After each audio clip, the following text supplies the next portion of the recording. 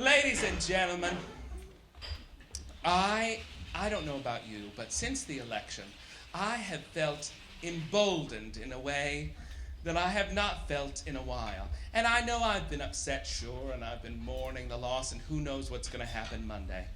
But there has been this kind of overwhelming urge to be so gay that I start to make people around me uncomfortable.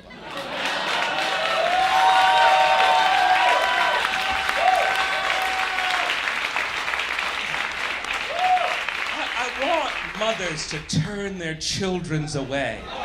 Their children's away. Yeah, that's how I want it. Their children's. Don't look at him. I don't know what'll happen to you. I want to go to your Thanksgiving dinners uninvited and hit on your dad. Like, aggressively. Neither of us will like it, and I'll ruin the entire holiday. That's what I want to do, ladies and gentlemen, because it's nice to think of myself as a threat to American security again. It really is. It's nice to think that I'm the priority, that what I'm doing is so terrible and wrong that we have to shut this motherfucker down. So I'm ready. And none, well, and I've planned ahead. I don't know about you, ladies and gentlemen, but besides the dogs and the ashtrays, I also collect erotic porcelains. What are erotic porcelains, you may ask? They're porcelains where erotic scenes are painted over just regular dishes. And those dishes are all over my walls, but hidden in little crannies and nooks, so that when unsuspecting guests are sitting at my house, they'll turn around and see a man getting fisted in a teacup.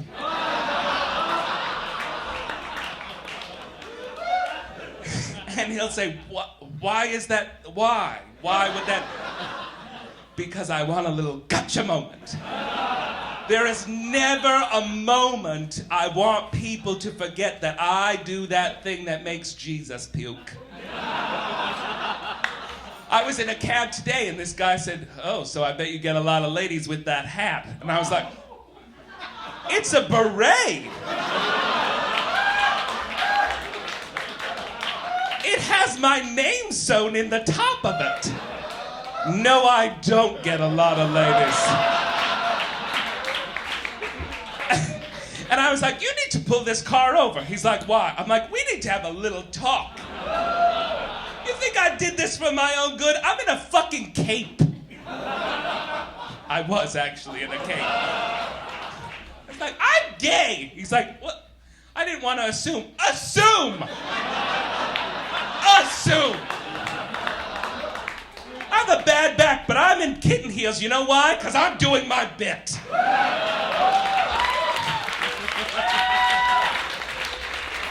So, I have all these erotic porcelains. And I thought, I really need to get these off the countertop and hang them on the walls where they're supposed to be. So I called a TaskRabbit. Do you know these people that are TaskRabbits? I like a TaskRabbit because I'm doing this thing, it's an experiment, where I go into places where I do have the skill set to participate, but I pretend as though I don't due to my gayness. Like I'm too gay to know what to get at a hardware store, which is partially true and partially false. But it's also like I'm too gay to be at the DMV. Or I'm too gay to carry my boxes at Target, and that worked the other day. I literally walked into Target and was like, "These are heavy." And these three ladies were like, "We'll take you around." I'm like, "I bet you will. Come on, Madge. Let's go. I have tights to buy." So I go on TaskRabbit to find someone who I believe will at least be sensible about hanging erotic porcelains.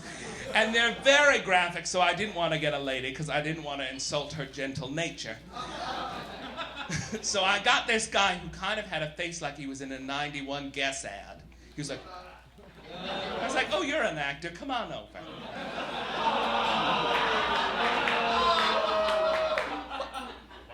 You're reading more into that than I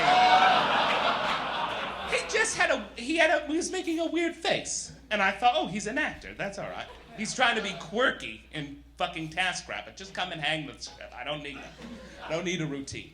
Anyway, so I knew he was coming over, and I thought maybe I should dress up the place just so it's not the cavalcade of gayness that it is on a daily basis.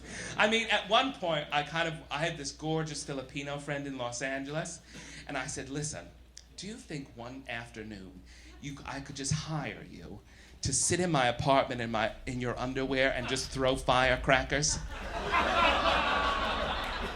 And he was like, why? Why would I do that? And I'm like, just to spook people who came in the apartment. Because I'll be in a kimono all day, de rigueur. But if all of a sudden I have an attendant who is speechless and throwing firecrackers, a la Boogie Nights, I think that's really gonna take me over the limit. He's still considering it.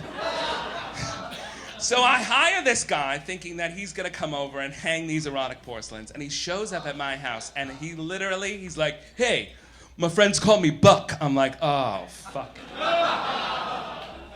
And not that I'm embarrassed that I own erotic porcelains. Obviously, I'm talking about them to you. But it's a different thing when you have to stand there in a full kimono, ready to turn around and do a monologue from Angels in America, when the handyman you hired has to get the porcelains in the right angle so you can tell the man in plate 1 is being blown by the man in plate 2. It's a system. I had to measure it out so it could go in between the 3 portraits of Edie Beale and one signed by Joe D'Alessandro.